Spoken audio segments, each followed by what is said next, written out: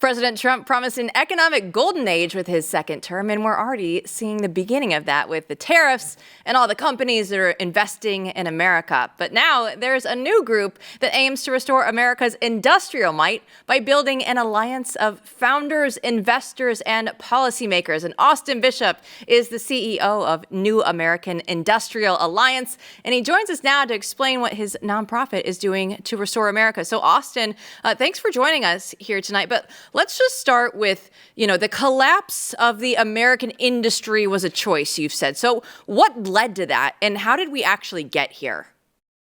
Yeah, thank you again for having me, and Matt, great seeing you too.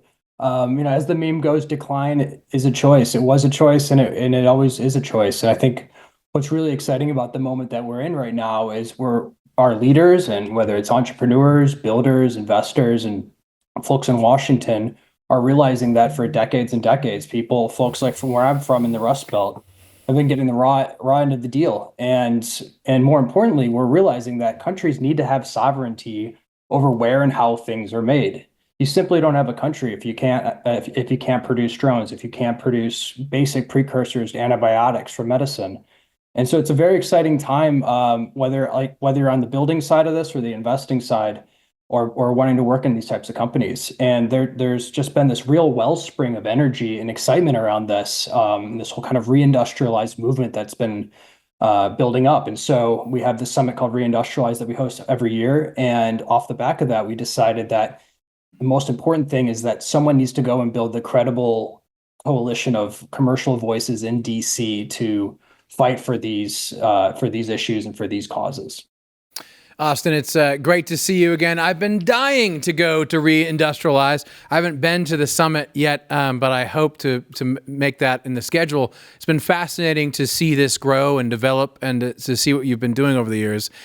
Tell us a little bit more, tell the audience a little bit more about what you do, what happens at the summit, and what happens now in DC. Yeah, so, really our original idea with the summit was just have a happy hour. We're going to get 50 or 60 people together in a room and discuss these important topics. And it just kind of went viral and turned to something much larger. And so now every year we host it in Detroit for the next 2 years. It's now become a convening for the top decision makers across companies, capital, and government, bringing both old industry, new industry, the high tech folks together with those small mom and pop manufacturing companies and industrial companies, along with all the folks who invest in them across the capital stack. Because a lot of the story is just a lot of these industries have just been kind of forgotten, and a lot of the people on the coast just aren't talking to these massive companies that are in the heartland. I mean, the biggest companies where I'm from in Cleveland, doing hundreds of millions of dollars of revenue, employing loads and loads of people, just aren't necessarily talking to the tech leaders in Silicon Valley. And so bringing all those people together under one roof is super valuable, and it's been really the main mission. And likewise, with the New American Industrial Alliance, we have a trade org that is now representing the voice of I think we have over 70 companies now, representing something like close to $1 trillion of total valuation in all these companies, everything from small mom and pop manufacturing companies to our largest companies worth over $200 billion. Bringing all those people together under one roof, and getting people from energy, supply chain, logistics, manufacturing, aerospace.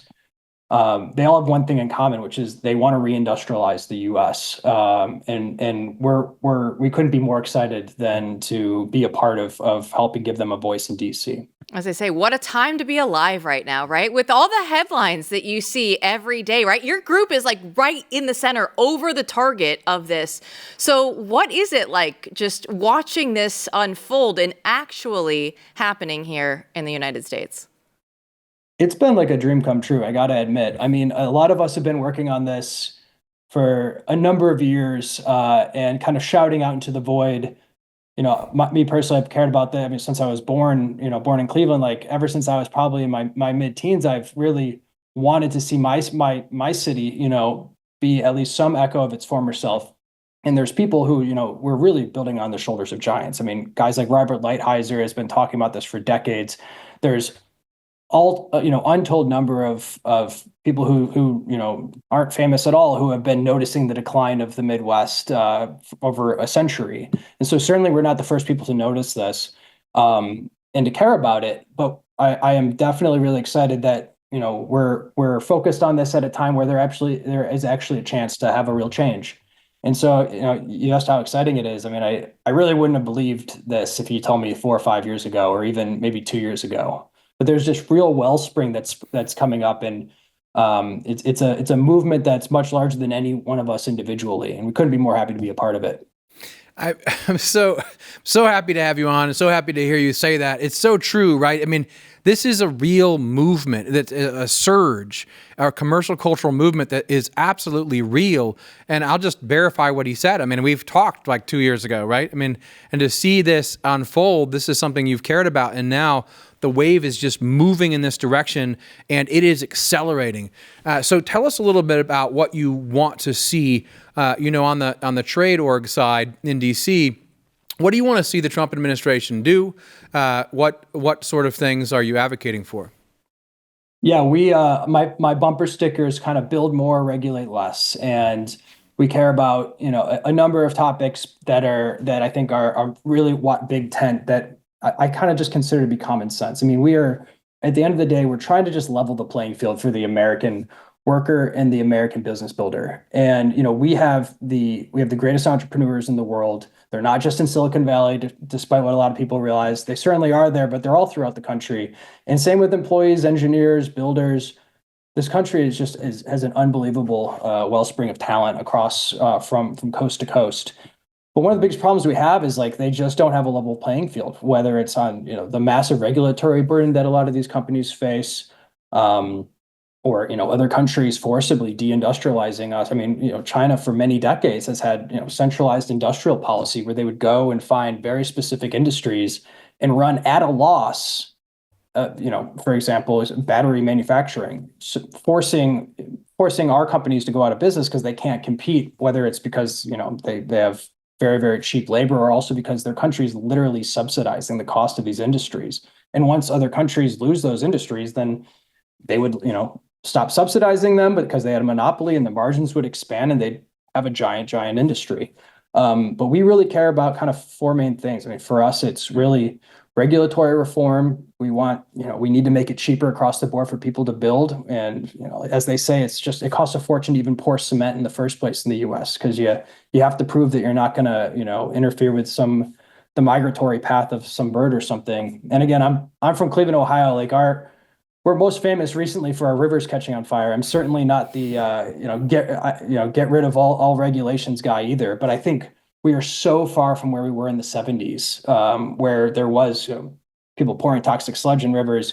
We are at the other end of the spectrum now, where law firms are making billions of dollars a year just doing compliance for these regulations.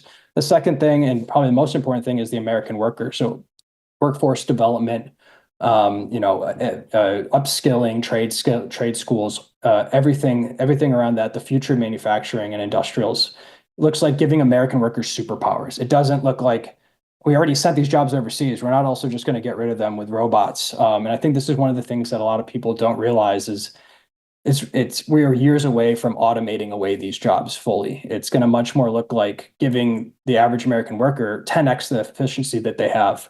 The next thing is procurement reform. We want there to be real competition within, the DoD and with the U.S. government. So not just a few big companies are able to compete.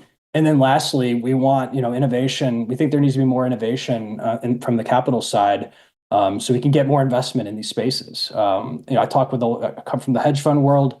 Don't hate me, but one of the thing I hear the most from my former colleagues is they want to invest in these businesses. They just know that there's going to be a risk-adjusted return. So anything that the administration and government can do to, whether it's the first three things I said, reducing the regulatory burden and so on, so that the investment world knows that these are reasonable things to invest in. Anything you can do to signal that is a superpower, because America not only has the best talent in the world, we have the greatest capital markets in the world, and we just need to unleash them. Well, let's finish here with China, because that is on everybody's mind. Scott Bessent said, obviously, the real target here for the tariffs was China. You talk about how they subsidize everything, and they'll take that loss to make sure that they get the wins and the products out there. So how does America ultimately compete with China, and how are the tariffs affecting everybody and actually helping groups like yours? Yeah, today was a wild day in the market, obviously. The art of the deal on display. Tariffs are another tool in the economic toolbook, just like anything else. And however you implement them is one question, but we shouldn't be afraid of whether it's tariffs or the regulatory side or any of the things we talked about here. They all need to be on the table. The main thing that we have to think about is the outcome is what matters. We need to be able to produce things in this country. And what I think for too long in DC, there's been sort of a status quo and sort of a common sense approach that a lot of the think tanks have gotten really comfortable focusing on. And the reality is, like, that common sense wasn't so sensical, it turned out. And we ended up with countless jobs going overseas. And I think the best way to describe this moment is there's just a real reckoning and an actual return to common sense. So yeah, I as I said earlier, we're just very excited on the trade org side. Have some of the largest companies in the world reaching out to us now, and with so many of our friends in the admin, just want to be a real force multiplier on the outside to help everyone, whether they're in politics, government, building companies, early stage, late stage, or investing in them. Awesome, Austin. This is just great stuff. 30 seconds. Is there anything you want to tell the audience that you need, how people can get involved or what you're looking for moving forward? Yeah, I appreciate that. I mean, so the summit is reindustrialize.com. It's in Detroit. It's invite only, but everyone's welcome to apply. We have no shortage of fancy folks from, the big capital world and all that. What we would really love is more small and medium-sized businesses from traditional industries. In a lot of ways, not only have these people been left behind by policy, but they've been left behind in the conversation. And so we have inbound from some of the largest companies in the world, high tech or otherwise, but we really want a great representation from that, small, medium-sized, mom and pop ball bearing factory outside Akron, Ohio. And so if that's a company, if any of the things we talked about are interesting to you, go to reindustrialize.com or go to newindustrials.org. That's the summit's website and the nonprofit's website. And we'd love to hear from you.